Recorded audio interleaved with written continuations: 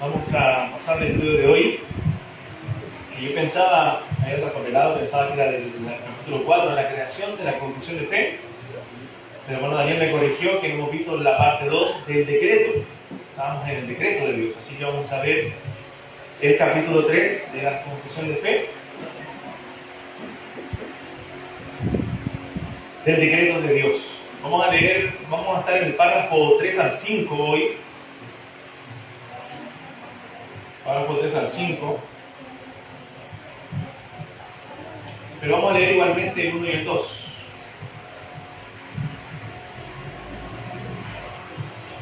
Bueno, José Luis, ¿lo tiene por ahí la confesión para que lean el párrafo 1 y 2? Por favor.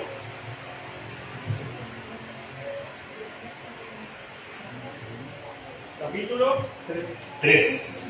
1 y 2. 1 y 2.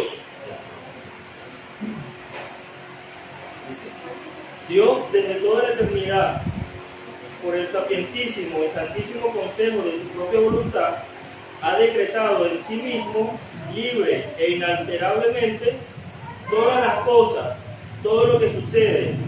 Sin embargo, de tal manera que por ello, Dios ni es autor del pecado, ni tiene comunión con nadie en el mismo, ni se hace violencia a la voluntad de la criatura, ni se quita la libertad o contingencia de las causas secundarias, sino que más bien las establece, en lo cual se manifiesta su sabiduría en disponer todas las cosas y su poder y fidelidad en llevar a cabo sus decretos.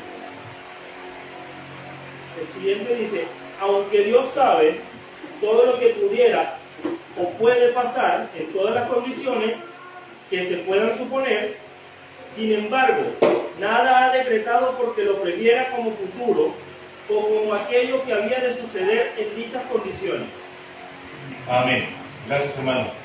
Entonces hablamos del decreto de Dios. ¿Qué era el decreto de Dios? Bueno, las cosas que Dios ha establecido desde la eternidad. Dios planeó, decretó todo lo que ha de acontecer desde antes de la fundación del mundo. Cuando veamos el capítulo de la providencia de Dios, nos vamos a dar cuenta, bueno, la creación y la providencia, vamos a entender que el decreto de Dios es como un plano. Cuando usted construye un edificio, una casa, usted dibuja un plano, ¿cierto?, de lo que quiere hacer, de las medidas que tiene ese diseño de ese hogar, de ese edificio, para luego ejecutar, ¿cierto?, la construcción de acuerdo a los planos que ya lo ha hecho un profesional, o sea, se han establecido. Entonces, en cuanto a la relación decreto, providencia, creación, es eso. El decreto de Dios es el plano de cómo se ha de construir el edificio, y la creación y la providencia es la ejecución de ese plano, es la construcción del edificio. O sea, Dios llevando a cabo sus decretos, Dios llevando a cabo sus planes desde antes de la fundación del mundo. Entonces Dios ha decretado todas las cosas que han de acontecer. Si algo se escapara de la mano poderosa de Dios, si algo Dios no haya establecido dentro de su decreto, entonces Él dejaría de ser soberano, Él dejaría de ser Dios, porque algo escaparía de su control. Algo escaparía de su control. Entonces Él es Dios y Él ha decretado todas las cosas que han de acontecer. Ahora, lo que debemos entender que en su decreto, y eso es algo que a veces no nos entra en nuestra mente finita, no nos cabe en la cabeza, el hecho de que Dios en su decreto no viola la voluntad libre del hombre. El hombre es libre y responsable delante de Dios.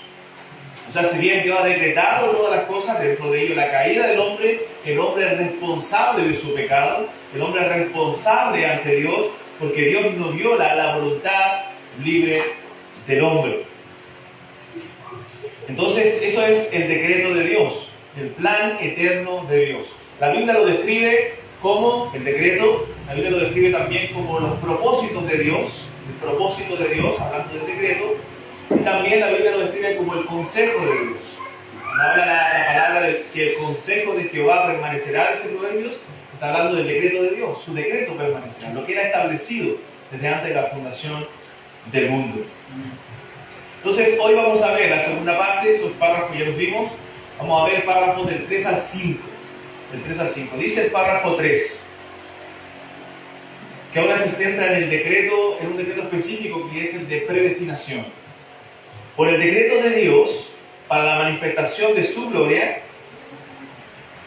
algunos hombres y ángeles son predestinados o preordenados a vida eterna por medio de Jesucristo para la alabanza de la gloria de su gracia. A otros se les deja actuar en su pecado para su justa condenación, para la alabanza de la gloria de su justicia. Estos ángeles y hombres así predestinados y preordenados están designados particular e inalterablemente, y su número es tan cierto y definido que no puede aumentar ni disminuir. A los humanos que están predestinados para vida, Dios, antes de la fundación del mundo, según su propósito eterno, su decreto, ¿quién va a hacer eso como decreto? Su propósito eterno, inmutable, y el consejo secreto y beneplácito de su voluntad, los ha escogido en Cristo para gloria eterna, meramente por su libre gracia y amor, sin que ninguna otra cosa en la criatura, como condición o causa, le moviera a él. Entonces pasamos del decreto general a lo específico. Entonces, cuando los primeros párrafos 1 y 2 nos hablan del decreto general, que Dios estableció todas las cosas, y ahora nos hablan del decreto específico de predestinación. Cuando decimos de manera genérica, ¿cierto?, todo está predestinado, estamos hablando del decreto de Dios, ¿cierto?, que Dios ha establecido todas las cosas. Pero con mayor frecuencia, nosotros hablamos también de la predestinación como la elección soberana de Dios para salvación de sus escogidos, de los que Él ha escogido desde antes de la fundación del mundo. Y para eso vamos a leer Efesios capítulo 1, texto conocido, para hablar de la elección, la predestinación. Efesios capítulo 1.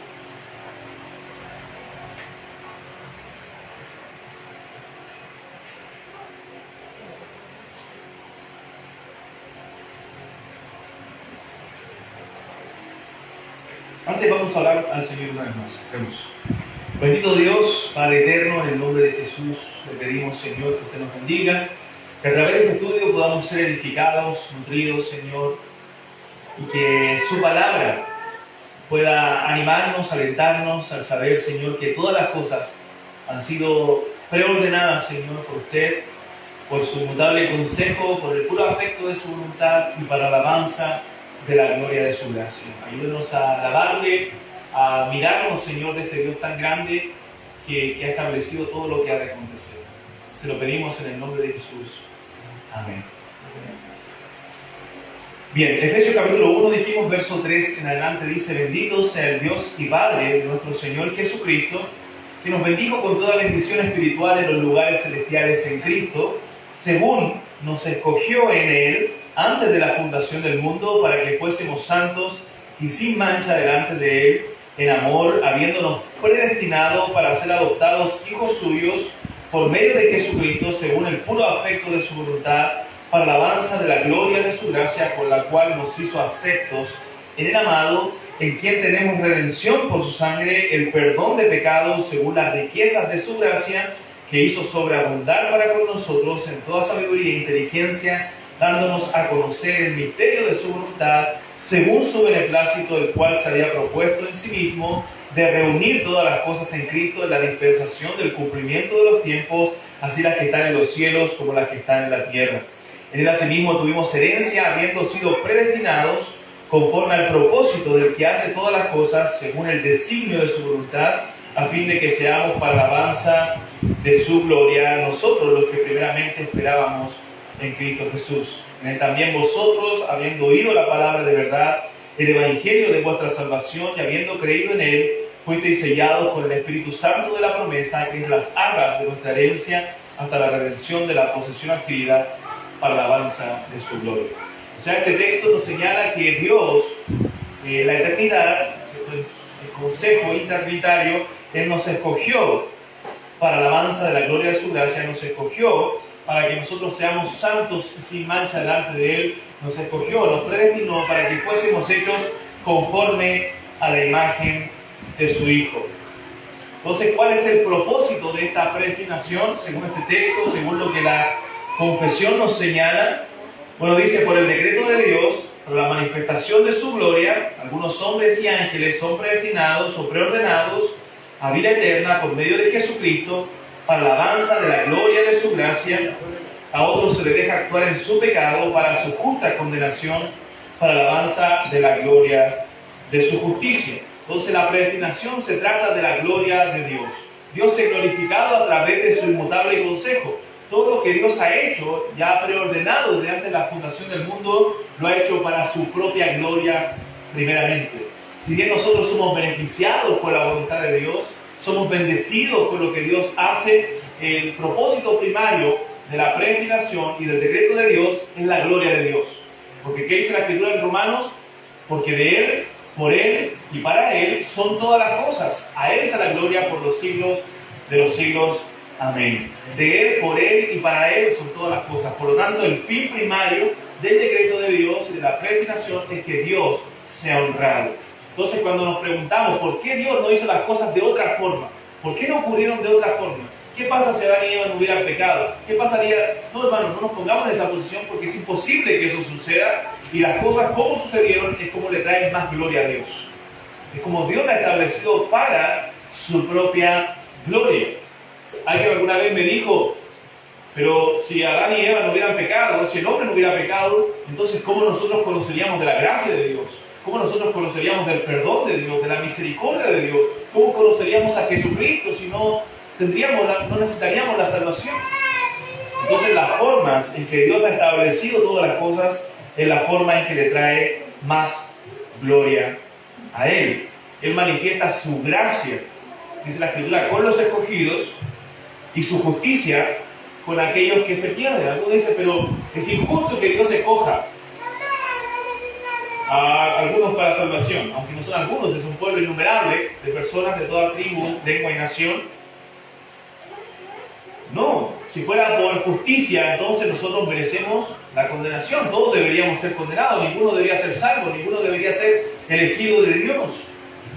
Todos merecemos el infierno, la condenación, pero es gracia de Dios que Él haya placido en su soberana voluntad elegirnos para la salvación y predestinarnos para que fuésemos hechos conforme a la imagen de su Hijo Jesucristo.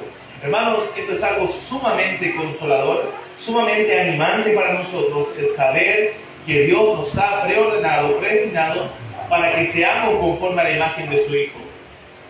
Porque eso significa que nada, absolutamente nada va a impedir que nosotros seamos como Cristo.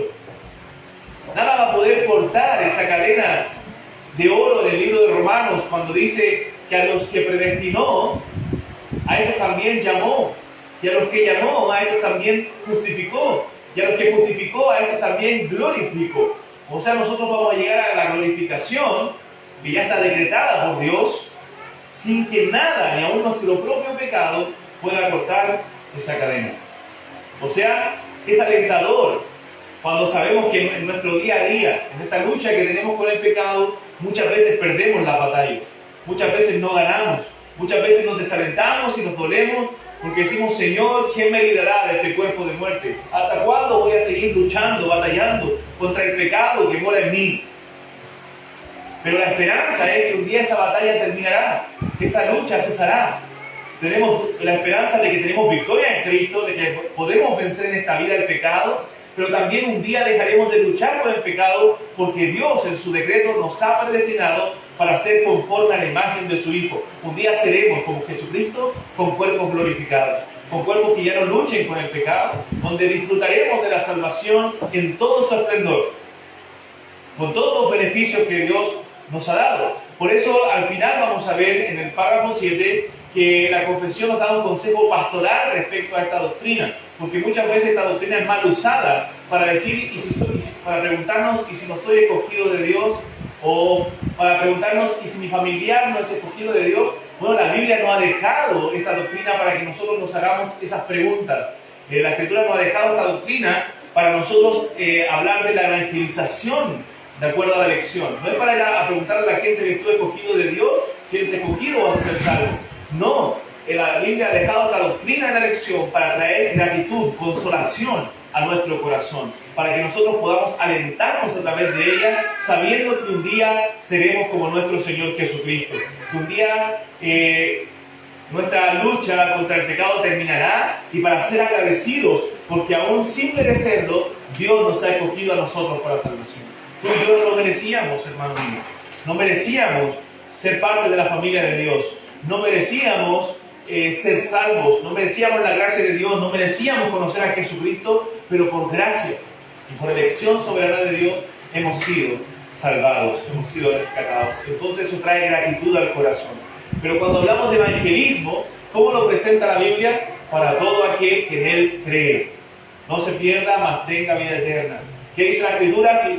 Jesús le preguntaba a las personas, o los apóstoles, ¿eres un elegido de Dios? Si eres elegido, entonces puedes ser salvo. No, ellos le decían, cree en el Señor Jesucristo. Cree con todo tu corazón. Y el que cree, la Biblia dice, es un convertido. Entonces, como alguien lo presentó de esta forma, es como nosotros debemos ver la elección. Cuando la persona está mirando, está a las puertas del Evangelio, bueno, la puerta ahí de entrada dice, para todo aquel que en Él cree. Para todo aquel que en Él cree. Pero cuando esa persona entra por el umbral de la salvación, conoce el Evangelio, llega a Cristo, entonces detrás de la puerta, cuando ya está dentro, dice, escogidos de Dios. El que entra va a ser un escogido de Dios. Pero el llamado del Evangelio es para todos los hombres, para todo aquel que en Él cree. Si no, Dios estaría mintiéndonos en la palabra. Nos dice que Dios manda a todos los hombres en todo lugar a que se arrepientan. El llamado general del Evangelio es para todos los hombres. Aunque Dios, sabemos en nuestra teología, ¿cierto? Lo que conocemos a la luz de la Escritura, que Dios va a llamar a los suyos para la salvación. Van a creer los que estaban, como dice Hechos 13:48, los que estaban ordenados para vida eterna. Esos son los que van a creer, los que Dios abra su corazón para que el Evangelio penetre profundamente en ellos. Entonces, a veces cuando escuchamos esta doctrina, porque nos compete a nosotros y no lo podemos entender, a veces la soberanía de Dios y la responsabilidad del hombre, somos tendientes a decir, ¿por qué Dios ha predestinado? ¿Por qué Dios ha hecho eso? Pero se da cuenta que esta es una doctrina inentendible para nosotros, que no podemos comprender completamente. Pero también lo es la Trinidad, que ya lo hemos visto. Pero no nos hacemos esas preguntas de injusticia. ¿Por qué la Trinidad es así si no lo entiendo? No, pero en esta doctrina sí, porque nos compete a nosotros, porque hiere nuestro orgullo. Entonces aquí es donde nos cuestionamos muchas veces, en esta doctrina de la elección. Pero miren lo que dice Romanos. Vamos a Romanos, capítulo 8 primero.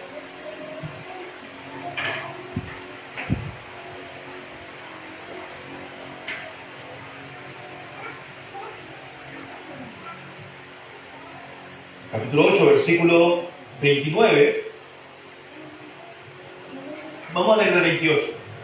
8:28. Dice, y sabemos que a los que aman a Dios, aquí están los que aman a Dios, todas las cosas les ayudan a bien. O sea, en la soberanía de Dios, en el decreto de Dios, todas las cosas se encaminan, se confabulan para un bien mayor. Eso quiere decir el texto. Es como la historia de José. Todas las cosas estaban caminando, a pesar de que fueron negativas a veces en la vida de José, fueron caminando para un bien mayor. Eso quiere decir que todas las cosas nos ayudan a bien.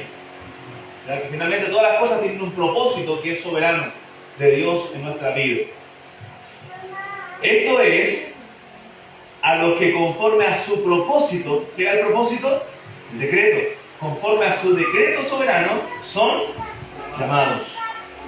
O sea, estos que aman a Dios son los que conforme al decreto de Dios son llamados. Porque a los que antes conoció, note esta palabra antes conoció, esta frase antes conoció, no significa que Dios conoció a algunos y a otros no los conoció, porque Dios es el creador de todos y Dios conoce a todos los hombres, ¿cierto? Entonces, habla de un conocimiento especial de Dios por algunos. Es como cuando en el Antiguo Testamento, en el Génesis, un hombre conocía a su mujer, ¿cierto? No está hablando de que la veía por primera vez, sino está hablando de la relación íntima que tenía un hombre y una mujer. Adán conoció a su mujer, está diciendo que tuvieron una relación más cercana, de matrimonio. Entonces, Así también está hablando el texto aquí respecto a los que antes conoció. Dios a los que antes conoció son los que tuvo una relación cercana, íntima, son los suyos, sus escogidos.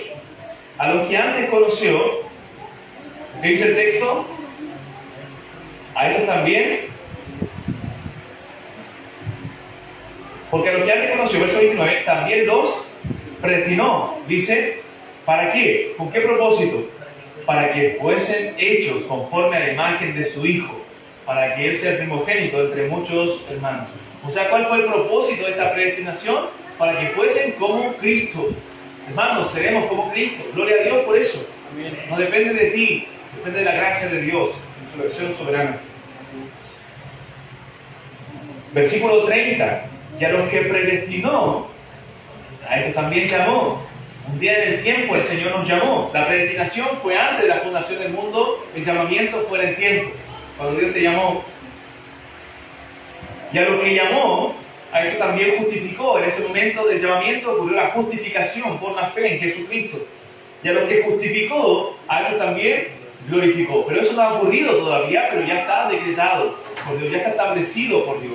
Un día seremos glorificados. Eso ocurrirá en nuestra muerte, cuando nuestra alma sea santificada, y en la venida de Cristo, ¿cierto? Con nuestros cuerpos también glorificados. Capítulo 9 de Romanos, versículo 9.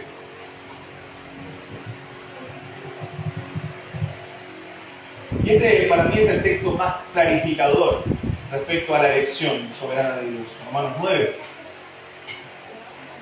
Donde dice versículo 9 en adelante, vamos a leer varios pasajes aquí.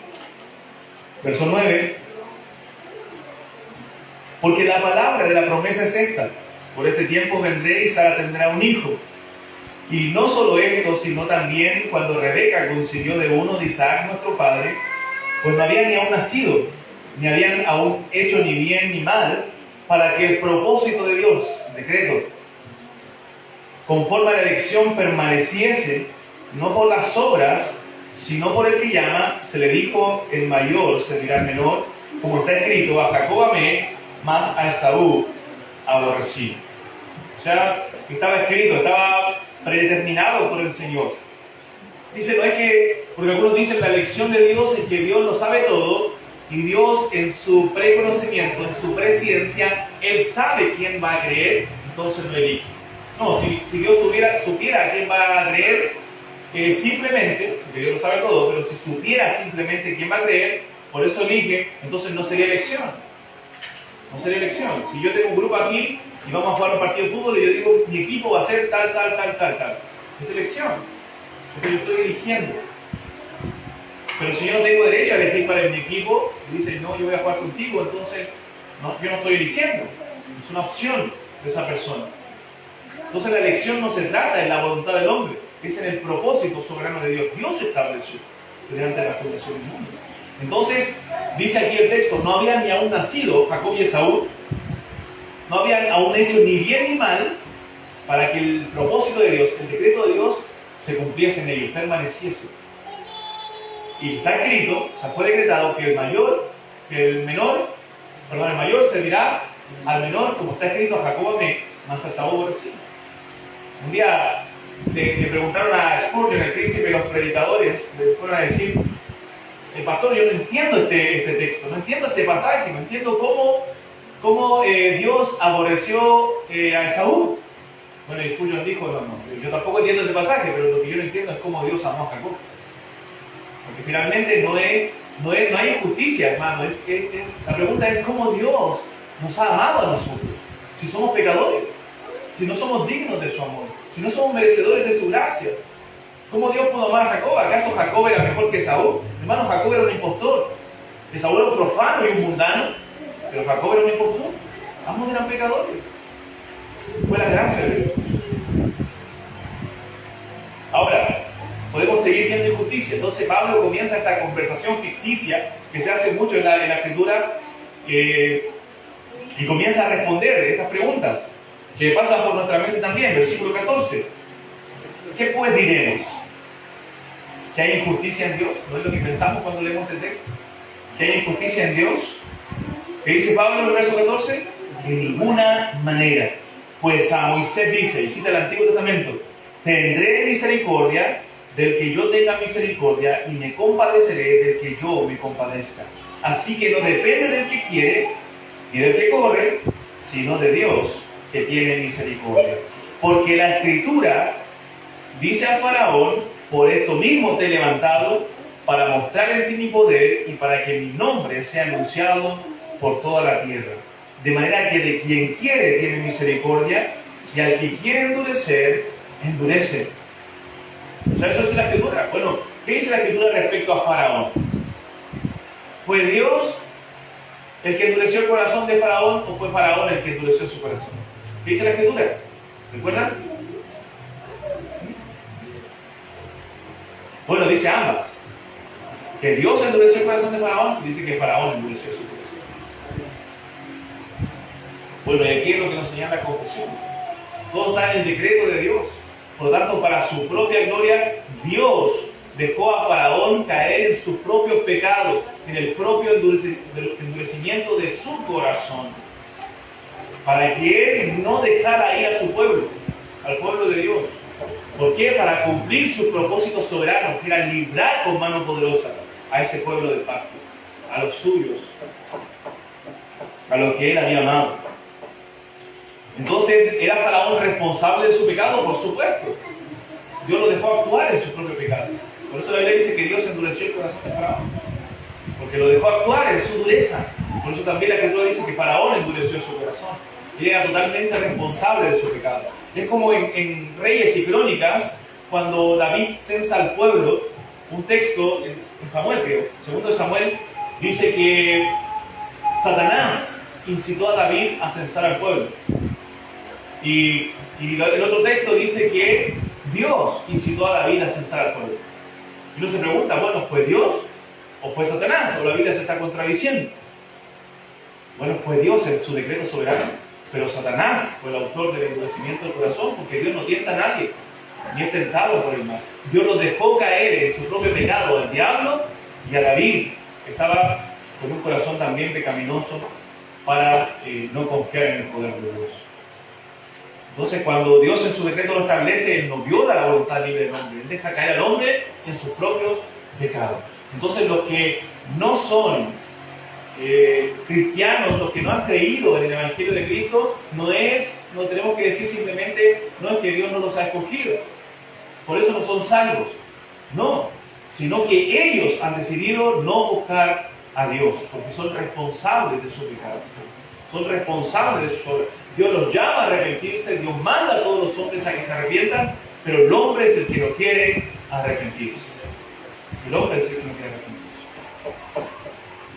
Entonces, la predestinación es la determinación de Dios en su decreto soberano de elegir a su pueblo, a un número incontable de personas, o si es contable, se tiene un número determinado, pero para nosotros es incontable porque son muchas personas de toda tribu, pueblo, lengua y nación. ¿Es selectivo? Sí, muchos sí, otros no. 1 Timoteo 5:21 nos dice que aún los ángeles son escogidos. O sea, los ángeles que cayeron fueron los que Dios no escogió. Los ángeles que permanecieron fueron los que Dios sí escogió. Ya que el decreto de Dios da vida a algunos, como consecuencia, otros serán condenados. No creo en la doble predestinación, personalmente, aunque tampoco lo encuentro algo descabellado, pero no creo en la doble predestinación. No creo que Dios predestinó a algunos para vida y predestinó a otros para condenación. Yo creo que lo que la Escritura señala es que Dios predestinó a algunos para vida y a los otros los deja caer en su propio pecado. Ellos son responsables, ellos no quieren venir a Cristo, ellos no quieren ser salvos. Entonces Dios muestra su gloria con los que Él escogió, como dice la confesión, y su justicia, en la Escritura de Romanos 9, y su justicia con los que son condenados. Sigamos leyendo el texto, hermanos, que estamos leyendo. Verso 19, Romanos 9. Pero me dirás, sigue esta conversación ficticia, ¿por qué pues sin culpa? Porque ¿quién ha resistido su voluntad? Pablo dice, mas antes, oh hombre, ¿quién eres tú para que alterques con Dios. Dirá el vaso de barro al que lo formó, ¿por qué me has hecho así? ¿O no tiene potestad el alfarero sobre el barro para hacer de la misma masa un vaso para honra y otro para deshonra?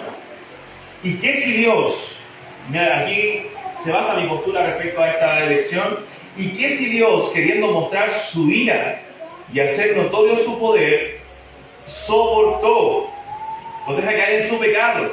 Por eso Él soportó con mucha paciencia a los vasos de ira preparados para la destrucción. Mira la diferencia que hace ahora. Y para hacer notorias las riquezas de su gracia, la mostró para con los vasos de misericordia. ¿Qué dice ahora? Que Él preparó. A ellos sí, Él los preparó de antemano para gloria, a los cuales también ha llamado, esto es, a nosotros, no solo de los judíos, sino también de los gentiles. A estos que Él preparó, Él los ha llamado. Esto es, a nosotros, los creyentes. Un día nos llamó en su gracia. Entonces la confesión y la escritura, creo yo, hace una diferencia entre la predestinación a la vida con aquellos que van a la condenación. Hay unos predestinados para la vida y otros que caen en su propio pecado. En su propio pecado. Entonces, ¿quién es el origen de la elección? Dios. ¿Quién es la causa de la reprobación? El hombre. No Dios, el hombre. Ellos son reprobados por su propio pecado. Entonces, la base de la elección es la gracia de Dios y la base de la reprobación es la justicia de Dios. Dios muestra su justicia con aquellos que no creen. O sea, no es que Dios es injusto, porque la gente va a la condenación, sino Dios va a mostrar su justicia. Él es justo, Él está condenando el pecado. Él está haciendo lo que corresponde. Si un delincuente o un asesino se presentan ante un juez justo, bueno, ¿qué debería hacer ese juez justo? Usted diría, si lo manda a la cárcel y le dice cadena perpetua, usted diría, oye, qué injusto el juez, ¿por qué le da cadena perpetua a alguien que mató a otra persona, que asesinó, que violó, que hizo lo peor? ¿Diría usted que es injusto ese juez? No, diríamos, es justo, hizo lo que tenía que hacer, era un delincuente. Entonces, ¿por qué diríamos que Dios es injusto por mandar la condenación a pecadores que lo único que han hecho es rebelarse en contra de Dios? No es injusto, es justo. Y por eso queremos llamar al hombre a arrepentirse, a que crean en Jesucristo, para que se libren de esa condenación. Porque Cristo puede perdonarlo, Cristo puede salvarlo, Cristo puede darle vida eterna. Porque solo en Él hay esperanza, solo en Él hay salvación. Y creyendo en Él pueden ser salvos. Entonces los pecadores son dejados, Dios pasa por encima de ellos se hunden más y más en su pecado, pero los salvados, predestinados, ellos van a creer. Ellos van a creer. Entonces los elegidos están definidos en el decreto de Dios. Esto es invariable, aunque nosotros no conocemos quiénes son, no conocemos el número de los elegidos. Una vez se dice, hoy esta persona es difícil que conozca al Señor, difícil que crea, pero no hay imposible para Dios, no hay corazón duro que se resista al llamado de Dios. Pablo de Tarso, Saulo, era un hombre que perseguía a los cristianos, un hombre que injuriaba el nombre de Dios, que echaba a los cristianos a la cárcel. Bueno, y Dios lo convirtió. Dios lo convirtió. Y así puede convertir Dios cualquier corazón que en su gracia soberana e infinita Él llame. Entonces, ¿qué dice 2 Timoteo capítulo 2?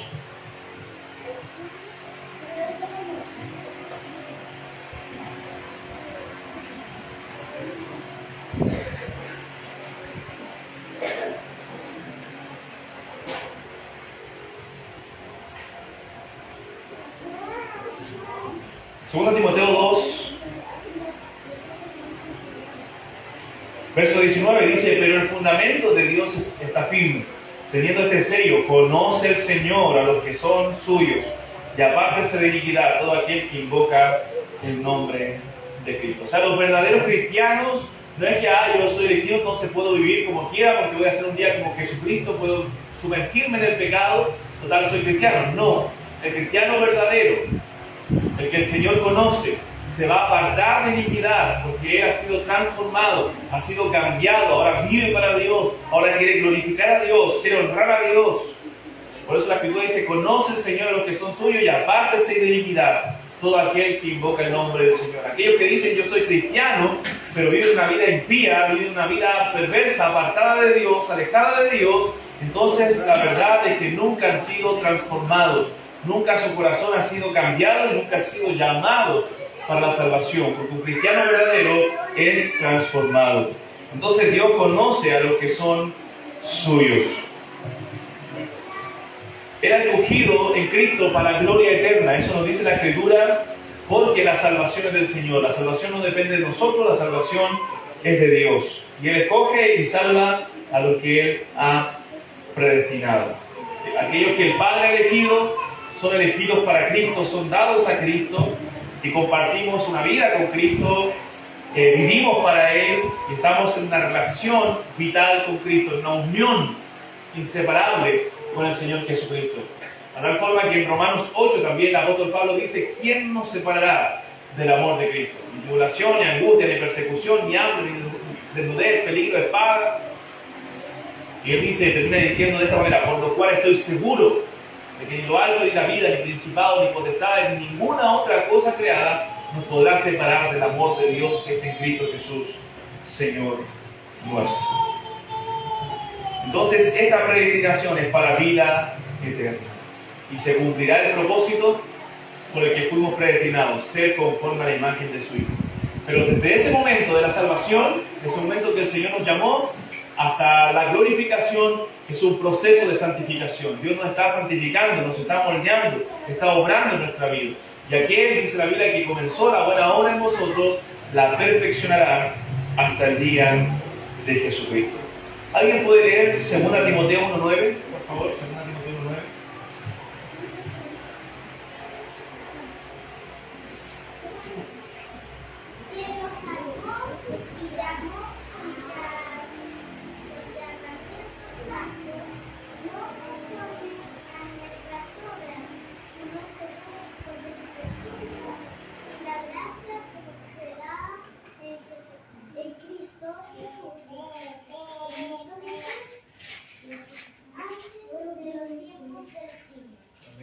Bien, excelente. Él nos llamó con un llamamiento santo, según el propósito suyo. ¿Qué pasa ahora? Según su propósito, su decreto. Entonces, la causa de la elección está en Dios y es causa de su amor incondicional. Nada había en el hombre que movió a Dios a escogernos, hermano. Nada había en nosotros, nada bueno en nosotros. No es que Dios dijo hoy, qué gran hombre es Gabriel, lo voy a escoger para ser. No, hermano, todo lo contrario. Dios hacía cosas que no honraban a Dios. De hecho, ni habría nacido, ¿cierto? Fue el decreto eterno, pero si Dios hubiera pensado en mí, hubiera visto mi pecado, mi maldad. Entonces no hay nada bueno en nosotros. Él nos dio a su precioso Hijo, a nuestro Salvador Jesucristo por pura misericordia. Entonces no hay mérito en el hombre. Esta predestinación no es condicional, no está condicionada a algo, a lo que nosotros hagamos, sino que reside en Dios. Es incondicional. Nada puede condicionar el amor de Dios y la elección de Dios. Y eso es maravilloso también. Saber que a veces somos derrotados, pero Dios nos ha salvado, nos ha perdonado, nos ha amado en Cristo y podemos levantarnos y seguir adelante, sabiendo que la guerra está ganada ya por el Señor.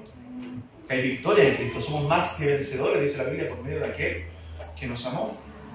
Entonces, hermano, no se puede negar la elección en la Biblia. La elección está desde el Génesis. Nosotros podemos ver que Dios escogió a hombres por su pura misericordia. Dios escogió a un pueblo. Cuando vemos la nación de Israel, la elección de Israel, nosotros vemos que el amor de Dios, las promesas de Dios, las profecías de Dios, la presencia de Dios solamente se manifestaba en Israel, no en las naciones gentiles.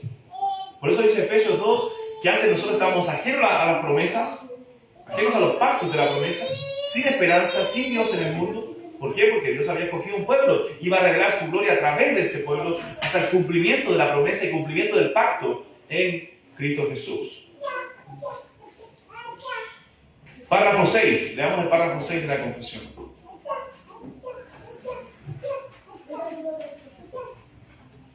Dice, así como Dios ha designado a los escogidos para la gloria, de la misma manera, por el propósito eterno y libérrimo de su voluntad, ha preordenado todos los medios para ello. Por lo tanto, los que son escogidos, habiendo caído en Adán, son redimidos por Cristo, eficazmente llamados a la fe en Cristo Jesús, a la fe en Cristo, por su Espíritu, obrando a su debido tiempo, son justificados, adoptados, santificados y guardados por su poder, mediante la fe, para salvación. Nadie más es redimido por Cristo, eficazmente llamado, justificado, adoptado, santificado y salvado, sino solamente los escogidos. Y este párrafo nos habla de los medios preordenados para la salvación. Generalmente cuando alguien escucha por primera vez la doctrina de la elección, se pregunta entonces, ¿por qué predicamos el Evangelio? ¿Para qué orar entonces si Dios todo está preordenado? Si todo está predestinado. Y tiende a haber un relajo a veces en la vida de las personas en cuanto a la evangelización, y a veces en la iglesia, en cuanto a la evangelización y en cuanto a la oración, a la vida de oración y a la vida de devoción, por el hecho de malentender la doctrina de la predestinación. Entonces, ¿para qué voy a predicar si todos estamos elegidos?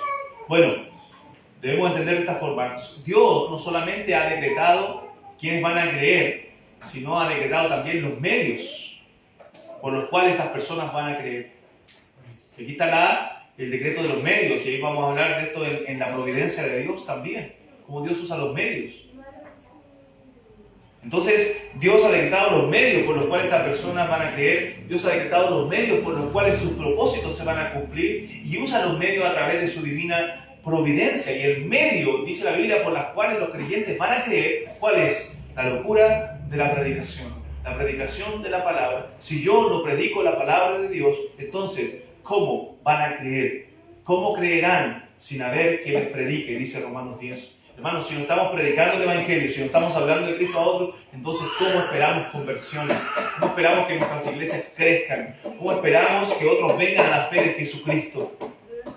Debemos predicar el Evangelio porque Dios ha predeterminado la predicación de la palabra como medio de la salvación de los escogidos de Dios. ¿Qué dijo el apóstol Pablo? Todo lo soporto por amor de los escogidos, para que ellos también vengan al conocimiento de la verdad. Todo su ministerio, todo su sufrimiento, lo soportó por causa de los creyentes, por causa del pueblo de Dios que iba a venir a la fe de Jesucristo. Por lo tanto, creer que, ¿para qué predico? ¿Para qué oro? Si ya todos son escogidos, es un mal entendimiento de esta doctrina. Y es un pecado delante de Dios, y es un error creer eso. Debemos predicar la palabra de Dios. Debemos, como decían los antiguos, predicar como si dependiera de nosotros. Pero creer que Dios es el que va a obrar en los corazones de la gente. Debes predicar como si dependiera de ti la salvación del otro. Como dice Corintios, como si Dios rogase por medio de nosotros. O sea, como cuando tú hables a otro de Cristo, que sea tan la urgencia de tu predicación, como si Dios rogase por medio de ti, reconcíliate con Dios. Reconcíliate con Dios. A veces nos relajamos en la predicación de la palabra, en testificar a otros de Cristo. Pero no, la doctrina de la elección debe motivarnos a saber que si Cristo no ha venido, es porque aún hay pueblo de Dios fuera, que necesita escuchar el Evangelio, que necesita que se le predique la palabra de Dios. Segunda a los Tesalonicenses, ayúdame con ese texto también alguien. Segunda a los Tesalonicenses 2:13.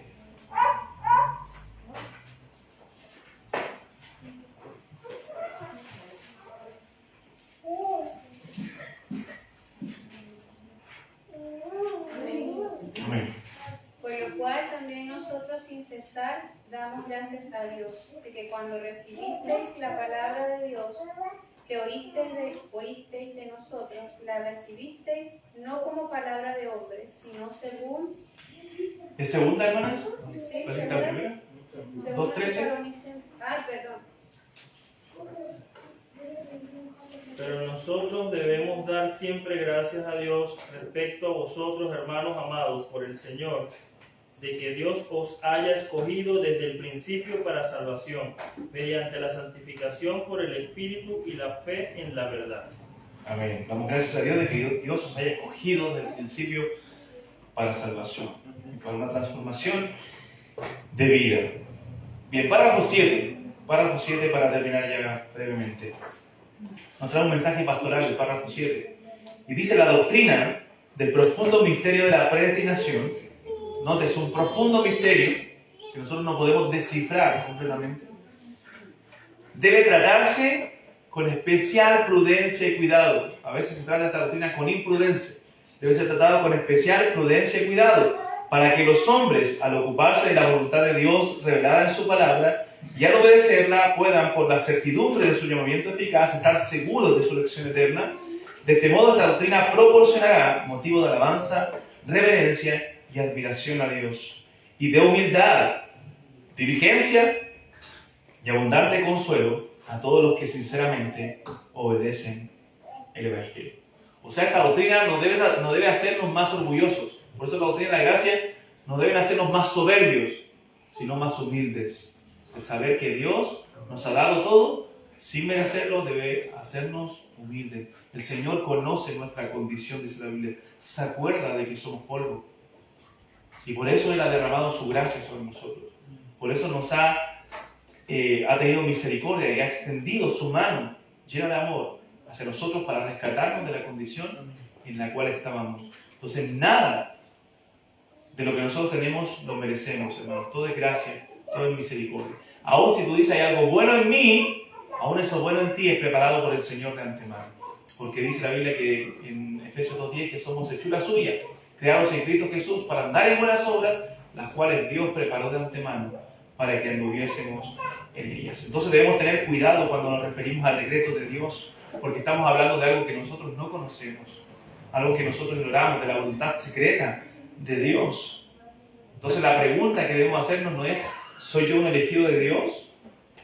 Cuando hablamos de la salvación, sino predicar el Evangelio y llamar a la gente al arrepentimiento. Pero cuando pensamos en el decreto, en la elección nuestra, eso debe traernos gratitud. Debe traernos gratitud y gozo a nuestro corazón el saber que somos elegidos sin merecerlo. Entonces, incluso si tú dudas de tu salvación, tú dices, ¿seré yo un creyente? La pregunta no es, ¿soy un elegido de Dios? Tampoco. La pregunta es, ¿he creído yo en el Señor Jesucristo con todo mi corazón? ¿He depositado mi fe en Él para salvación? ¿He sido transformado por la gracia de Dios? ¿Hay una vida nueva en mí? ¿Hay unos frutos del Espíritu en mí? Y luego de eso, dar gracias a Dios por la elección divina. Dar gracias a Dios. Y que eso traiga consolación a tu corazón y seguridad también de salvación. Entonces esta doctrina es para darle gracias a Dios por lo que Él ha hecho en nosotros, aunque nosotros no lo merecemos. Y eso debe traer alabanza, gratitud de nuestro corazón. Hay que enseñar esta doctrina, por supuesto, porque es bíblica, porque trae consolación, pero hay que enseñarla con prudencia, correctamente, con un enfoque correcto, porque hablamos del profundo misterio de la predestinación y del decreto de Dios.